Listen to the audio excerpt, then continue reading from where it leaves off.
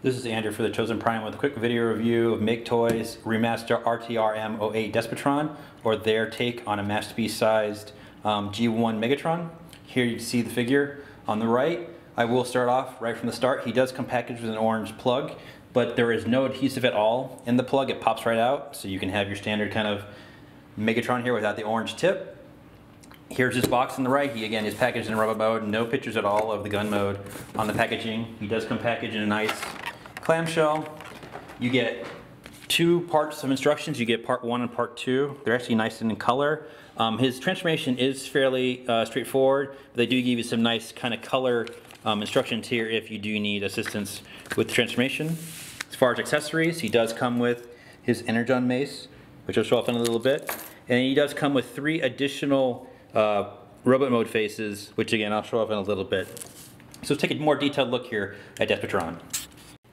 Taking a closer look here at Despotron, you can see that the exterior is a very nice glossy silver metallic, both the plastic and the paint, with nice bits of red and black throughout. Nice kind of robot mode chest detail. The inner parts of the legs are red, and overall it's just a very stocky build for Megatron, which matches quite well to MP-10, and I'll show that kind of off later when we get to the comparisons. But you can see there's not a whole lot of hollow bits on him, and not a whole lot of kibble either. It's very kind of clean robot mode kind of throughout. The legs are very clean comparatively. The backpack is pretty clean. Again, no hollow parts. He is quite heavy. He's a pound and 4 ounces, so there's a lot of metal in him in his chest and his legs. So he's a very beefy and strong figure, and not a whole lot moves on him. With the joints, in most places are ratchets or stiff kind of friction-based joints. As far as articulation, his head is on a ball joint, and so it can tilt as well as look back. It's very emotive and very evocative of G1 Megatron. As far as his shoulders, there is a ratchet in each shoulder that is very strong to hold the arm up. He also does have a shoulder that can pivot outwards. Bicep swivel. His elbow can bend more than 90 degrees. As far as the hands do rotate, and they're kind of the middle ground on MP hands, where the lower 3 fingers are on 1 pin, but then the index finger has joints so that if you want him to do pointing poses, you can have him do that. He can pivot at the waist, but it's very stiff. He does have an ab crunch that's got a ratchet to it, so yes, he's got 2 parts where you can actually crunch his abs for poses. As far as his legs, they are on ratchets as well, so not only can they ratchet forward and hold his leg up and back if you move the skirts out of the way, but then also they ratchet outwards. So again, very stiff. There is a stiff thigh swivel. The knees can curl up quite well. There are 2 knee joints here for posability. Very strong. The feet are on a kind of pair of hinges, so you not only do you get ankle articulation sideways, but then you also can pivot it forward and back. And there are little rubber pieces back here on the back of his heels to help kind of hold him and stabilize his poses. One slight issue with the figure is that there are no locking points for the legs when they're lifted up, and so every once in a while they will kind of shift downwards, but it is a friction-based transformation, and once you get him posed, he won't slide down, but there is no locking points for those parts on his legs.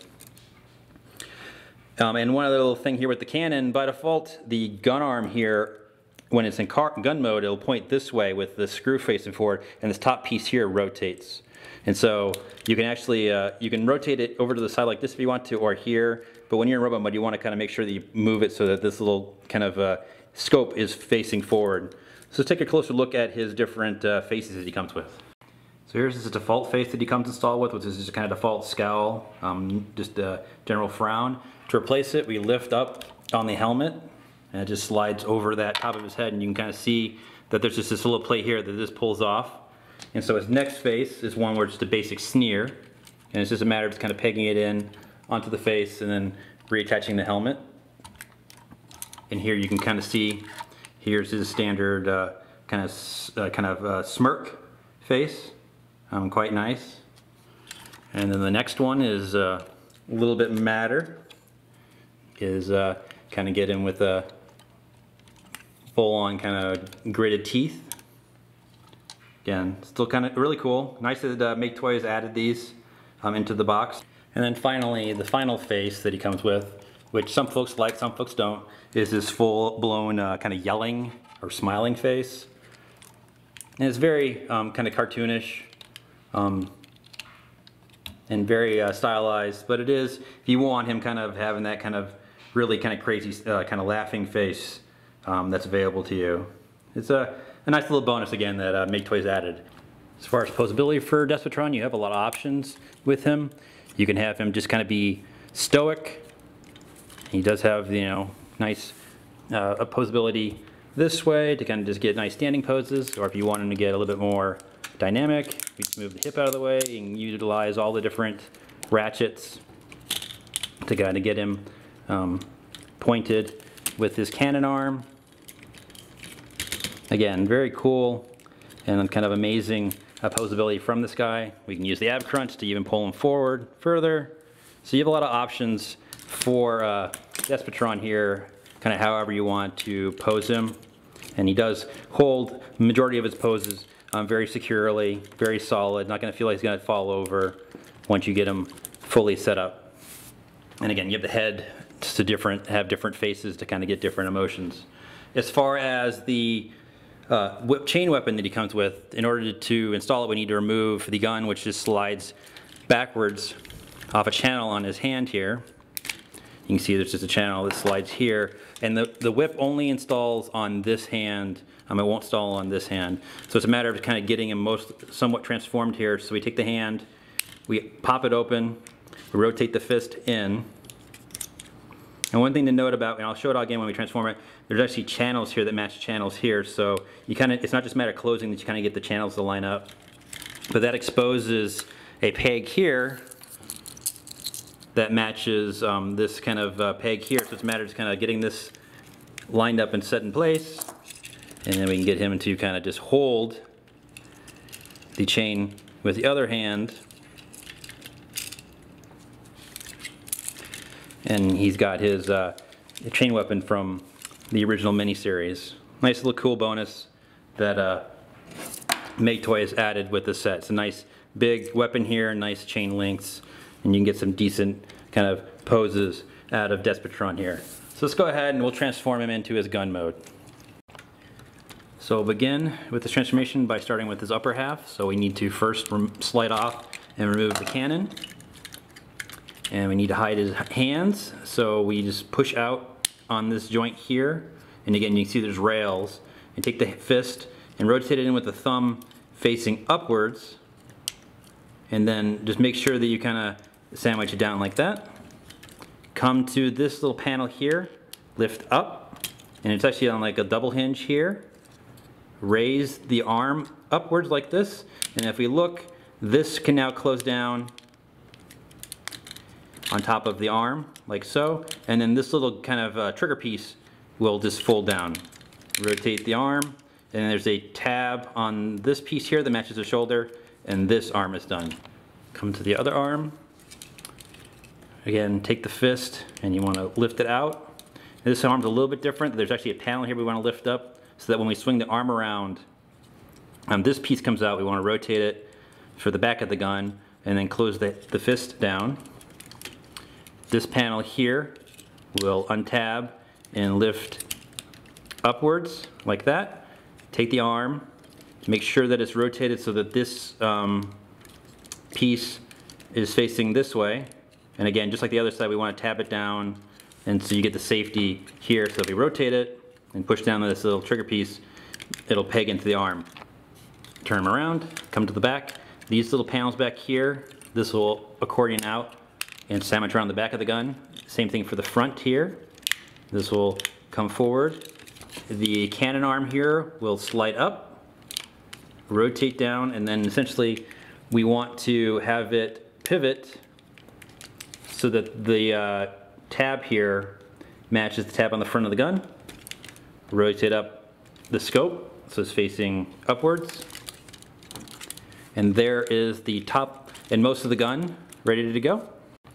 Come to the legs. The heel spurs here will fold inwards, and then the front of the foot will actually collapse backwards. Normally there's a toe that moves forward, but we want to collapse it down.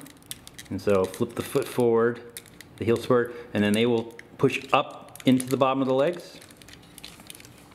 Take each leg. This leg we want to rotate at the hip 90 degrees, and the same thing with this leg. There is a panel here on the back of his leg here. We want to slide this down and it'll tab down here lower, and this peg will lock into this point. When we get to that point, come to this panel here, and we want to pull out the back of the gun like so.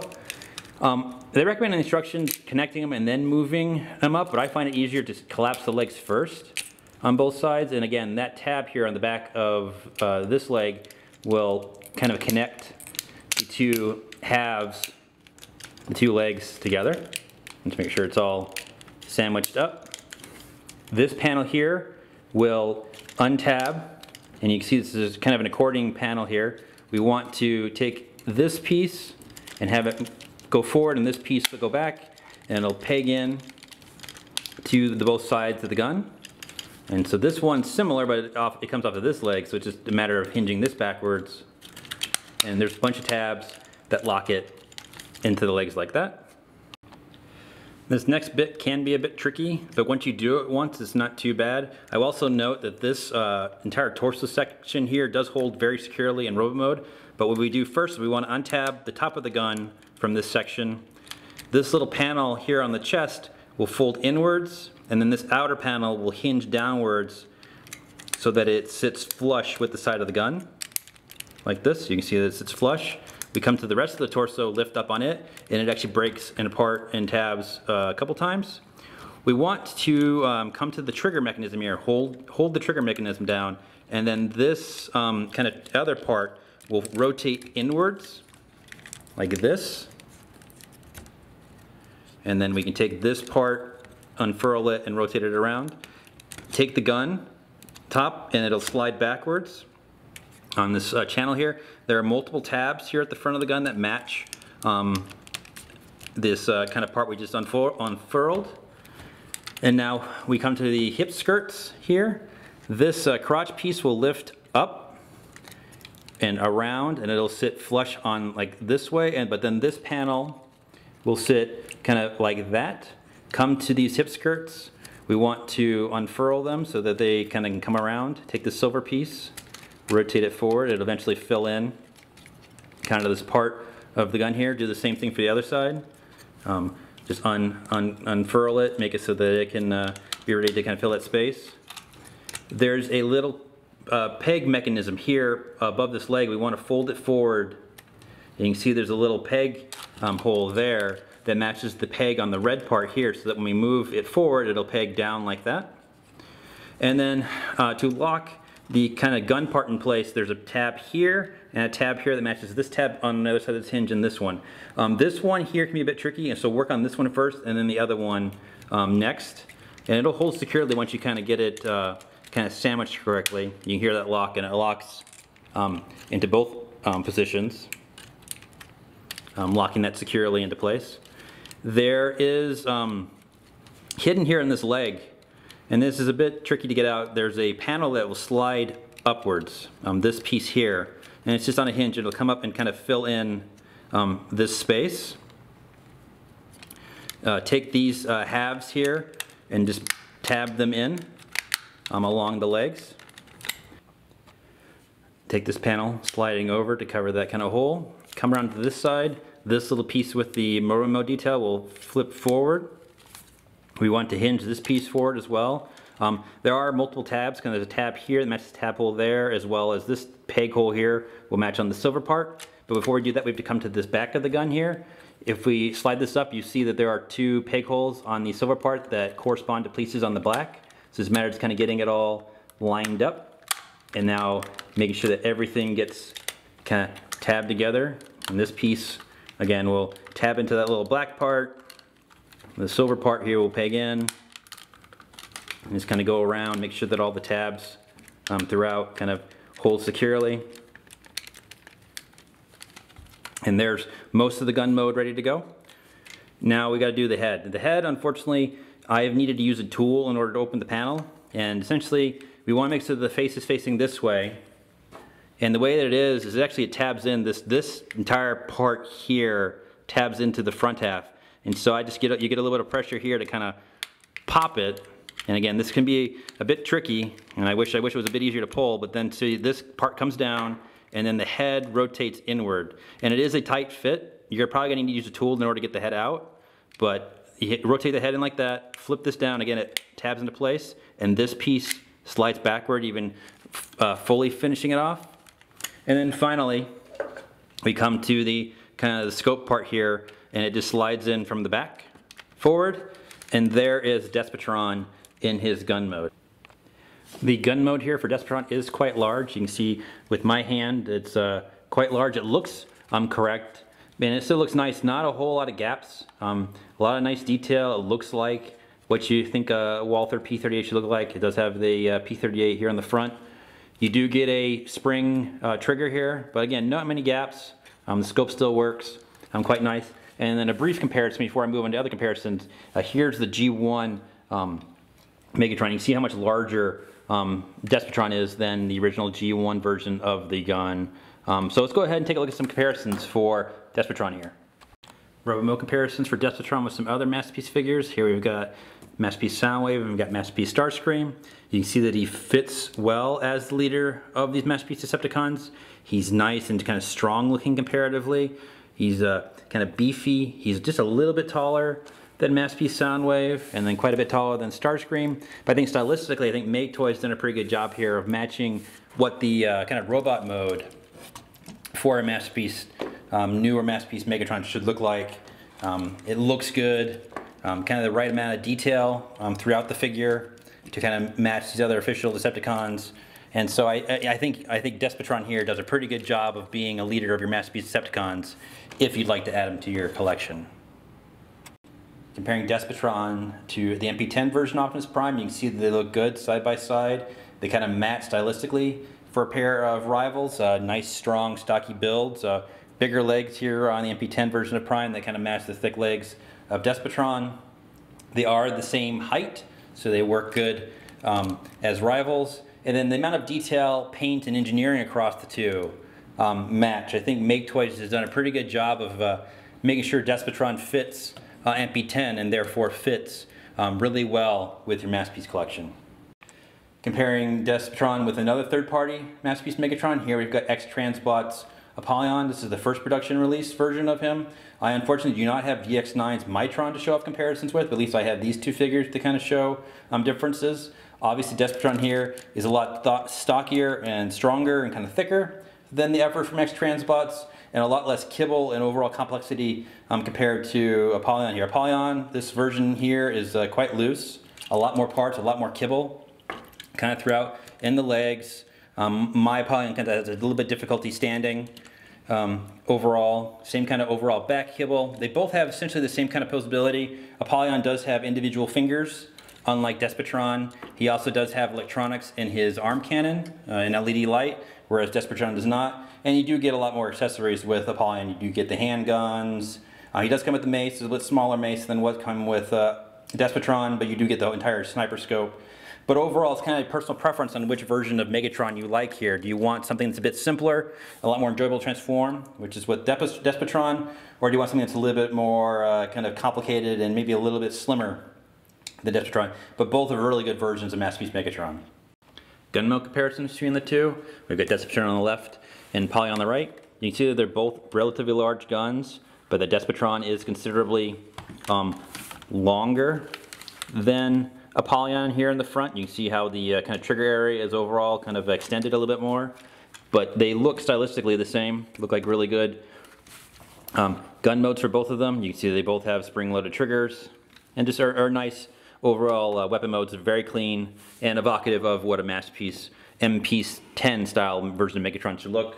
And then once more we'll bring in the G1 version of Megatron here as a final comparison. You can see that they both look really good here, and Despotron does look nice here in its gun mode. Some final thoughts here for MakeToys MTRM-08 Despotron, or their take on a Masterpiece Megatron.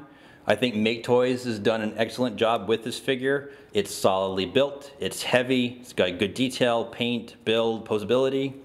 You do get nice accessories like the additional faces and the mace, and it's a very good version of Masterpiece Megatron. I think it fits stylistically very well with Masterpiece Prime MP-10 with his stocky build and kind of overall design aesthetic. I know there are other versions of Megatron out there, as well as one feasibly coming from Takara, but I think this has a nice middle ground and feels the kind of overall the best to match MP-10. It's a fun transformation, again, fun build, and it's just a really good figure overall. Not many qualms with this toy. Right now, Despotron is available from the Chosen Prime. If you like the look of this Megatron, he does come recommended, so take care.